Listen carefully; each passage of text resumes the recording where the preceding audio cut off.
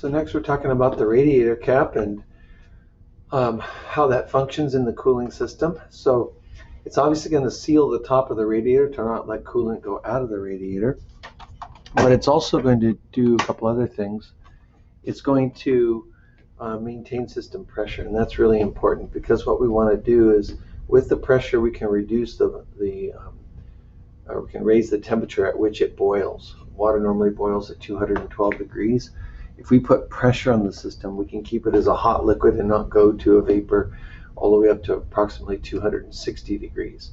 It also relieves excess pressure. So it has a little relief valve here on this guy pulls up, and that's going to relieve excess pressure. Sorry, I pointed the wrong thing. This guy right here is going to lift up against spring pressure and relieve excess pressure right there. Further, it's going to allow coolant to come back to the radiator on cool down via this little vacuum valve right here. So if I look at this cap right here, here's the pressure seal here that pushes up by pressure against that spring to relieve pressure. So in other words, if the coolant inside the engine gets really hot, it'll push up against that spring pressure, lift, and coolant will go out through the recovery hose into the recovery tank. When it cools down, a vacuum in the system created by just the pressure drop of cooling off opens this vacuum valve and sucks coolant back through the center and back into the radiator. This is a lever vent cap, so with this guy I can pull the lever open like that, and that will lift this guy up and relieve pressure to the recovery tank, so I can open the radiator when the engine's hot and not get coolant gushed all over me. I really like these lever vent caps.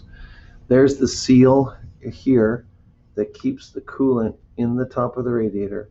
Again, this is the pressure seal that lifts against the spring pressure to relieve pressure to the recovery tank when it gets too hot and too high a pressure. Okay. I'll also show you a couple of no, we'll keep going there. Okay. So there's the radiator cap showing the sealing surface for the radiator there, which seals up top here, which shows the pressure seal or the lower seal there that seals down here. There's the vacuum valve right there. Here's the overflow tube. So when this guy lifts against spring pressure, it lets coolant go out, go through the tube, go through the hose, go to the recovery tank. So the radiator cap pressure valve is a spring-loaded disc that I was just showing you. Water boils at 220 degrees. So for every pound of pressure that we put on the system, we'll get about a 3-degree Fahrenheit temperature increase on the boiling point. So if we have a typical system pressure of 12 to 16 psi, and that's determined by the tension of this spring, and this one says right on it that it's a 16-pound cap. Okay, so if we have 16 pounds and times 3, that means the boiling point is going to be 212 plus 48, so about 260 degrees.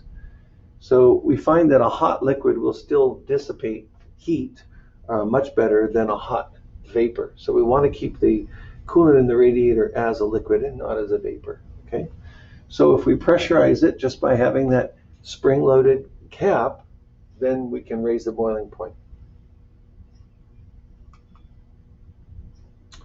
This just shows the vacuum valve down here being pulled open and to let coolant go back into the radiator on cool down. So there's actually a lot going on in that radiator cap. The top seal to seal the radiator, the pressure relief with the spring and its seal, and then the vacuum valve to let pressure or coolant come back into the radiator. So here's how the pressure cap's going to operate when the engine's hot. Here's the radiator here. When the engine's hot, hot coolant expand and the expanding water vapor is going to push on this spring. When this pressure in here exceeds this tension of the spring, it lifts the disc. Coolant goes by that seal through the hose and over to the recovery tank. And so this is why we always leave the recovery tank just between minimum and maximum, and we don't worry about it being all the way full, because when it's hot, it'll go to the maximum. and when it's cold, it'll suck back in and probably go towards the minimum there. So that's a hot engine operation of a cooling system where the cap's lifting and dumping to the recovery tank. Then here's the cold engine operation of the cooling system, where now this is cooled down, so there's been a condensing, so there's a pressure drop, and it pulls this little vacuum valve open, and coolant's able to go up through here and fly around the vacuum valve, and our level is going to drop in the recovering tank, so we're pulling it back into the radiator. So this is a closed system. We're not spinning it out onto the ground like my old Nova or something. We're pushing it to the recovery tank, and then we're drawing it back in from the recovery tank. Okay. So next, number 6 is our heater and how it operates. So we're going to circulate coolant to a heater core in the dash to heat the passenger compartment. I've got a heater core here.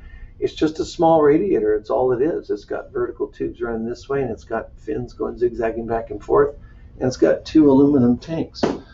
So we're going to use the heat of the hot engine coolant to warm up this heater core, and then we'll blow air through it, and that heats the air, which warms up the passenger compartment.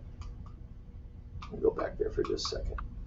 Okay, so that's our heater operation, and that's on all water-cooled engines. Back in the day when we had Volkswagens and Porsches that were air-cooled, we would have a heater box, which was just a metal box that was around one of the exhaust manifolds. Air would go through that heater box, get heated up by the exhaust, and then we would pump it into the passenger compartment. Next is a transmission oil cooler. So a transmission oil cooler is used to attempt to extract some of the heat out of the transmission fluid and dissipate it into the cooling system. I'm not a huge fan of these because if you think about the coolant already being roughly 220 degrees, this transmission fluid's never going to get colder than that, and I think it's under heavy load situations you actually want it to get colder than that because it's only cooling a fairly small amount of transmission fluid. So most people will put an aftermarket cooler up in front of the radiator. It'll look something like this heater core, about the same size. Okay, usually painted black, and they're sometimes aluminum, but anyways, it's just a core, and we're going to pump transmission fluid up in front of the radiator and in front of the AC condenser. But all radiators have an automatic transmission cooler inside one of the tanks, and again, the intent is that it prevents tranny fluid or transmission fluid from overheating. And so you can see that tank right here. Please understand, the coolant does not mix with the transmission fluid. These fittings come through here, a line attaches, so it goes in through this tube and back out. And the coolant's just circulating around the outside of this. So on this Volvo radiator here, the fittings for the tranny cooler are right there. There's one right there, and there's one right there. And so a line would come in, thread under there, a line would come in, thread under there, and we just go inside that tank where that coolant is. Go around that tank, and it would tend to cool it off. Okay, so here's an engine oil cooler system. This would be used on an off-road vehicle to cool engine oil. So we can put this little cooler up in front, just like a transmission cooler, but we can put this up in front that's coming off of where the filter is to help cool the engine oil, which will take heat out of the engine and will help the oil to not get thinned out too much by the heat and provide a good protective barrier between metal parts. So very, very important in off-road racing and things like that, where you're typically in the desert or in the mountains where it's very, very hot, and we want to help the cooling system as much as we can, so we'll use an oil cooler. Next is cooling system fans. Okay, so all cooling systems are going to have a fan that are either going to push or pull air through the radiator. So a pusher or a puller through the radiator. So here I've got a radiator with a cooling fan attached to it with a shroud, and this is a very old radiator, but most all radiators with cooling fans are pullers, meaning The front of the car is out here, and air is being pulled by the fan through. Please understand that that fan only really does anything when we're below about 25 miles an hour, because the airflow coming through the front of the car is pretty low. So this fan is really only cooling when we're in stop and go traffic or we're idling around, etc. So it's usually driven by a fan belt or an electric motor. So in the picture here, you've got one that's being driven by an old V-belt type of fan. This will be bolted to the front of the water pump, and this little spacer and this fan are bolted through. So this would be, for example, on this water pump right here, this flange with these 4 bolt holes would be where this pulley bolts on and this spacer and this fan bolts on, just long bolts going through into the front of the water pump. So we use a V-belt type of drive coming off the bottom of the crankshaft on old school cars. But everything modern is going to have typically a serpentine belt, and that serpentine belt is going to wind around all of our accessories, and it'll drive the water pump, but it won't typically drive the fan, because most cars' fans are electric these days, because most engines, at least on passenger cars, are transverse mounted, so we can't drive the fan with a belt when it's over to the side of the car when you need it to be up at the front pulling air through the front of the car. So let me just go back for just a moment, and I'll take the camera and come over here, and we'll take a look at an accessory drive system. Sorry to make you seasick there. So let's look at an accessory drive system for this engine here. I'll turn it around.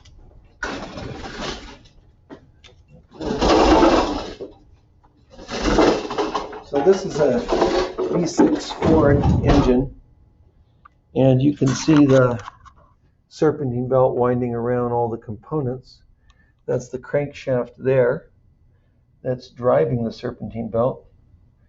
That's the AC compressor there. This is a water pump here. This is the power steering pump here. This is the alternator here, and this is a spring-loaded tensioner. So you don't see a fan there because this is a transverse mounted engine. So this would be pointing over to the passenger side. The fan would be up on the radiator as an electric fan over there. But that's what a modern car would look like, where you had a serpentine belt driving their accessories, and you had a electric fan that was bolted to the front of the radiator. Okay, let's continue here. So our next component that's working in conjunction with that fan is a thermostatic fan clutch. And the whole purpose of a clutch is to be able to disengage that fan when we don't need the fan spinning, because this takes horsepower to spin, which is going to cost you fuel and cost you power. So if we have a belt, at least we're talking about on a belt-driven fan. So if we have a belt-driven fan, we want to be able to stop this from spinning when the engine is hot. Sorry, when the engine is cold. When the engine's cold. So what happens is we have this thermostatic spring up here. So air coming through the radiator when it's cold will cause this to disengage, so the fan will just freewheel, just kind of cruise along a little bit on its own without being spun by the engine. When the cooling system heats up and hot air comes through the radiator, air comes through the radiator, gets heated up, it heats up this bimetallic spring and locks this thing, and so that now the fan is being driven by the belt pulley. Okay, so a bimetal spring controls the clutch action. Cold, the clutch slips; hot, the clutch locks, and that will help us to get away from the whole idea of get away from using power and fuel when we don't need it. So there are what's called viscous fan clutches. These are fan clutches that are filled with, like it says, a silicone-based oil. So what happens is, as you spin the engine faster and faster, it just slips. It just, the fluid can't hold it, and the consequence is it freewheels and doesn't use as much power. But at low speeds, yeah, the fluid will help to transmit the motion and will spin the fan. It's called a viscous fan clutch. basically a liquid-filled fan clutch. So here, number 10 is electric cooling fans. And we've got an electric motor bolted up on the radiator somewhere with some sort of thermostatic switch. Thermostatic means temperature sensitive switch. So what we want that thing to do is we want that to turn off the electric motor when the cooling system is cooled down far enough, and when it gets hot we want to turn back on that fan motor. So the normal airflow coming through the car above 20-25 miles an hour is more than enough air to cool the radiator down, consequently the cooling system, so we don't need to turn on the fan. But again, in stop and go traffic, we're going to turn on that fan. So you're going to have an electric one like this all the time on a transverse mounted engine because it's the only way that that we're able to bring air through the radiator when we're in stop and go traffic. Okay. So obviously these are going to save energy. In other words, we're not going to use fuel and consume power of the engine to spin the fan. We're going to use electricity. Now that does put a draw on the engine because of the alternator, but it's usually fairly minimal. And again, we're shutting it off as soon as we don't need it, so that when we're above 20 or 25 miles an hour, it's off. So the fans only function when needed, only when they're hot. And yeah, I'll just leave that there for a second. Let's go back. My camera is like not focused. There it goes. There it goes. Much better. Okay, so here's how an electric fan works. On a cold engine, the fan is off because this switch is not connected. This is a thermo fan switch, so a heat-sensitive fan switch. So what happens is power goes out of the battery, it goes over to the switch, and if the switch is closed because it expanded because it's getting hot, then it'll send power through the motor into ground and turn the fan on. Okay. And then when the engine's hot, so that was when it was cold, right? There's when it's cold, where the switch is disconnected and the fan's not spinning. And then here's when it heats up, the switch expands, power goes out through the switch to the motor to ground, and turns on that fan.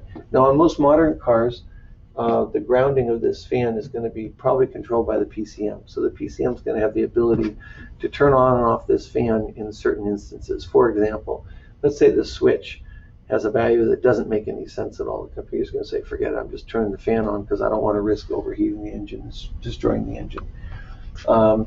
It'll turn on, a lot of times we'll have two fans. A lot of times we'll have two speeds on the fans. One fan will be for the radiator, one will be for the AC condenser. So, or for AC, condenser. So the computer is involved in this on a modern car.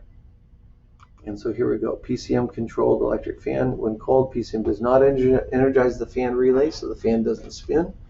And then, of course, when the engine heats up, the PCM is going to feed current to the fan relay coils, closing the relay contact. So the PCM is probably going to be involved, contrary to what I just said a moment ago, in the control circuit side of a fan relay. So on the coil that's in the fan relay, it'll be involved in there, which is maybe 1/10 of an amp flowing through a very, very low current, or maybe even less. And when that provides a little magnetism and pulls the points down inside that fan relay, then the fans turn on. So the PCM is going to control it via a control circuit in a relay, like a Bosch style relay. And then high current is going to flow to the fans to turn them on. All right. So our next component is a fan shroud, and a fan shroud is going to be used to pull air through the radiator core. And so it's this yellow sort of metal or plastic shield that just sort of focuses the air coming through the radiator by the fan. And if you didn't have this, air could get pulled from the sides and wouldn't necessarily come through the radiator. So the fan shroud allows that to focus itself through the radiator. And here's one right here, big plastic shroud, and the fan sits here in the middle, and it's bolted to the radiator. And so all radiators these days have a fan shroud that's usually part of the fan assembly themselves. So So now let's talk about our 12th component of the cooling system, which is the thermostat, and look at it a little more in depth.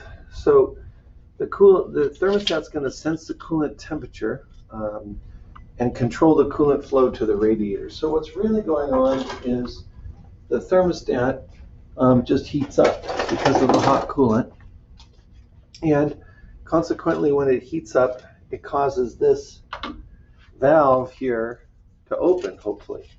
So there's a wax pellet you're going to see in the PowerPoint here that's going to open. So this does not allow coolant to flow to the radiator on a cold engine. So the whole idea is that this thing is closed when the engine's cold, so it doesn't let cold engine coolant go to the radiator and get further cooled. And it opens when the engine coolant gets hot to go to the radiator to get cooled. So it's a heat-sensitive water valve is basically what it is. So it's going to allow coolant to flow to the radiator on a hot engine. And so what they've done on this thermostat that you're looking at is that they've cut open in here so you can see what's called the wax pellet that's going to heat up and expand and actually pull this disc that seals this opening here. It's right down in here. Pull it down against spring pressure. And then as it cools down, spring pressure is going to close this valve. So we're expanding a wax pellet by heat and pushing that against spring pressure to open and let coolant go to the radiator to get cooled down when we want it. So it's a heat-sensitive water valve. So here's how it operates. So on a cold engine, the wax-filled pellet has contracted and caused it to close the valve. And so a spring will hold it closed. All right. And then on a hot engine, when heated, it says the pellet expands, the spring tension is overcome, and the valve opens. So here, this thing is contracted, spring is pushing up and closing the valve. In this case, we want coolant to circulate from the block to the cylinder head, from the block to the cylinder head through a bypass passage, working in conjunction with the heater or the water pump. When this heats up and expands, it's going to pull this disc down against spring pressure and let hot coolant go through the center and then out to the radiator to be cooled off. So that's how that thermostat's going to work. So all this picture shows, and it's not the best picture in the world, but it's just going to show that the coolant is when the thermostat's closed, it can't go into the engine. And so I don't like the picture because it kind of looks like it's flowing out of the radiator, but it's not. It's not flowing around. It can't get through. And then when the thermostat's open, coolant can go in through the engine and then out through the thermostat and to the radiator. So not the best picture, unfortunately. Let me do this. Let me go back here for a second and just show a couple of thermostats. Here's one where this rubber seal came apart, and this was a '99 Honda Odyssey, and the car was overheating, and I took this home, put it in a pot, and actually boiled the water, and in fact I think I can show you the video, and I boiled it and we tried to see if this thing would open up, and it would not. So I'll see if I can show that, put that and clip that video to this one. What happens on many thermostats, this one's functioning just fine. There's a brass one, just functioning. This is a treated steel, this is brass. But we have some other ones here, like this one, where it's stuck open. You can see the valve is open, so coolant would go through there. And this happens, this is actually reasonably common. I've seen it happen quite a number of times on modern cars where the thermostat sticks open, and so the engine doesn't want to warm up because the coolant's being cooled in the radiator and doesn't get heated up. And so, all right, let me go forward to the bypass. So a bypass valve, some cars have a little valve in here that's going to permit the circulation of the engine coolant when the thermostat is closed. So we just want the coolant to flow from the block to the cylinder head to the water pump, to the block to the cylinder head to the water pump, and then when it gets hot enough to open the thermostat and send it to the radiator to get cooled down. Okay, and so this is just a style of bypass, and the picture's not very good, but basically, again, it's just another way of bypassing the thermostat so coolant can flow from the block to the cylinder head so the engine can warm up evenly. All right, let's talk about coolant. So this slide talks a lot about coolant and different types of coolant, and it's probably way too much information, but we'll go through it. So propylene glycol, or orange coolant, or ethylene glycol, green coolant, typically, we like to mix with water in a 50-50 mixture. Propylene glycol, that's the airplane de-icer, and that's the base of the typically what we know is the orange coolant that's used in GM products. Ethylene glycol we usually think of as green coolant, used in most everything older now, with the exception of some Subarus. Dexcool is orange. It's a propylene glycol based coolant. It's a General Motors approved coolant. It contains an OAT corrosion inhibitor, but no silicates or phosphates. OAT is organic acid technology, and it's just a chemical package that is, they say, is good for aluminum engines. Volkswagen uses a pink coolant, and Honda uses a dark green coolant, and both are the OAT type coolant, organic acid technology, similar, and they probably just use food coloring to color the coolant so you can differentiate them one from the other. GO5, which is a yellow coolant that Ford uses, this is what we call a HOAT, or hybrid organic acid technology coolant. It says it contains organic acids with inorganic inhibitors such as silicate. This is good for aluminum. What I really want you to know about all this is that there's basically two different bases for coolant, propylene glycol or ethylene glycol. And then there's different chemicals put in that different companies feel that will leave less deposits in engines with certain types of metals, and become non-conductive, because when coolant gets acidic and you have two dissimilar metals, two different types of metals, you can actually create a battery coming out of or a voltage coming out of the cooling system as if it's a battery. A phosphated HOAT, hybrid organic acid technology used in Asian vehicles, uses phosphated organic acids coolants and not silicated organic acid coolants. So different types of chemicals. So what we have in the Asian side of things is we have the Asian, it's sort of orange-red coolant that Toyota has used for a long, long time. And Honda will use their blue coolant, and there is also a dark green coolant, but typically now it's blue. Subaru is now using the same Asian blue coolant as well. Here's a coolant bottle of ethylene glycol, which is a green-based typical coolant for older cars and some Subarus, etc. Honda Type 2 blue coolant is an ethylene glycol based using demineralized water, and Honda thinks it's very important to use that demineralized water because there's fewer deposits that are going to be left inside the cooling system. And just a couple things. You never want to mix a HOAT and an OAT, or you'll get rapid corrosion of solder joints. So Gates, which is a company that makes a lot of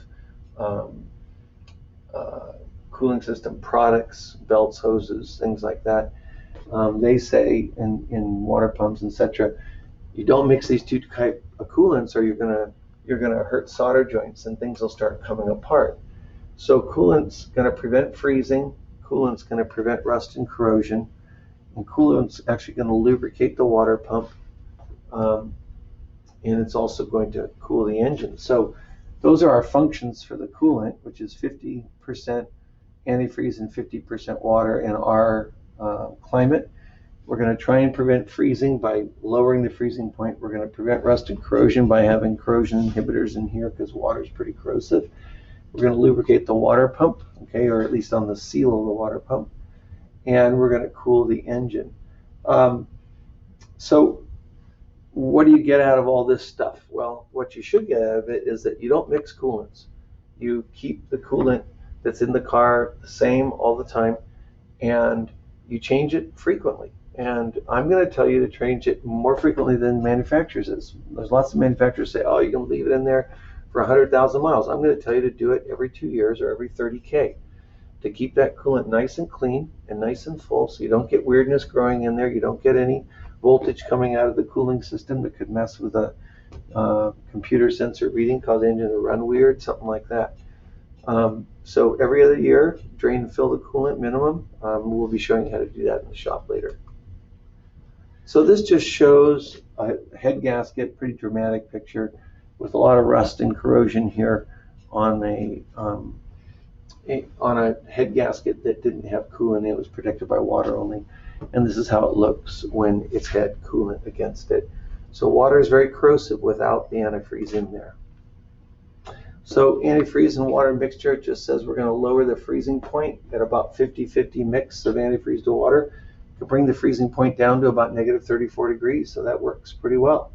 The boiling point is going to increase slightly, 5-6 degrees with increased antifreeze concentration, but we really depend on the pressure to raise the boiling point.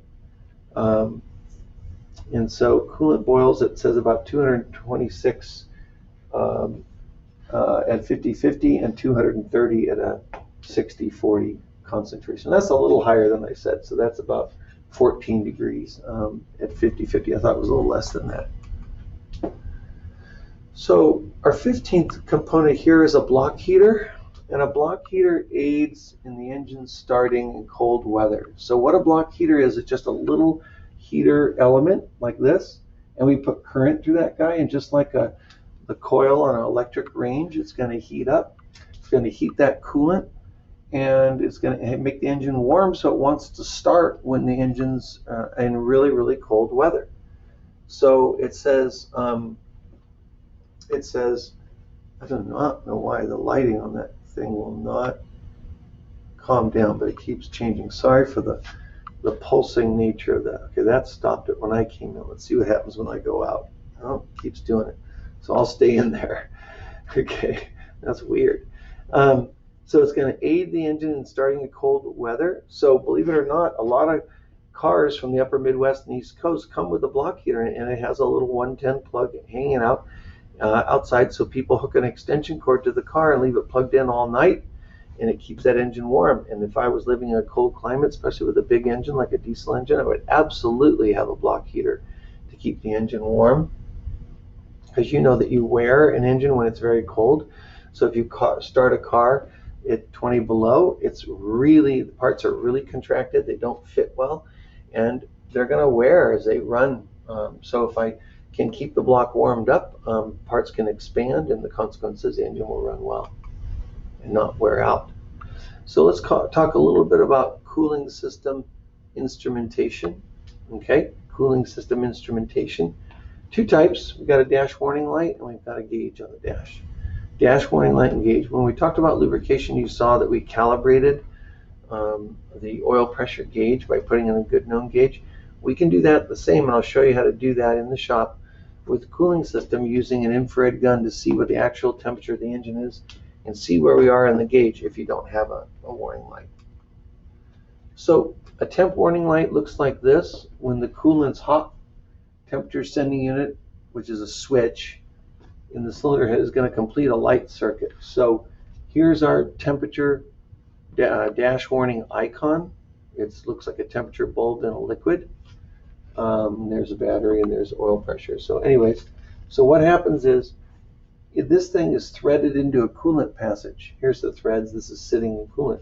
As this bimetallic arm gets hot, what's going to happen when it gets hot, it's going to expand over and touch this guy here. If it gets too hot, and battery power is going to go through the dash warning light bulb, through that arm, into ground through the threads of this on the block.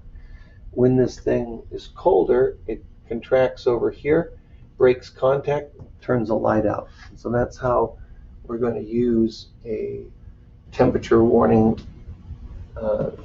switch to turn on the temp light on the dash. And obviously the warning light glows when it does get too hot. So here's a warning light circuit.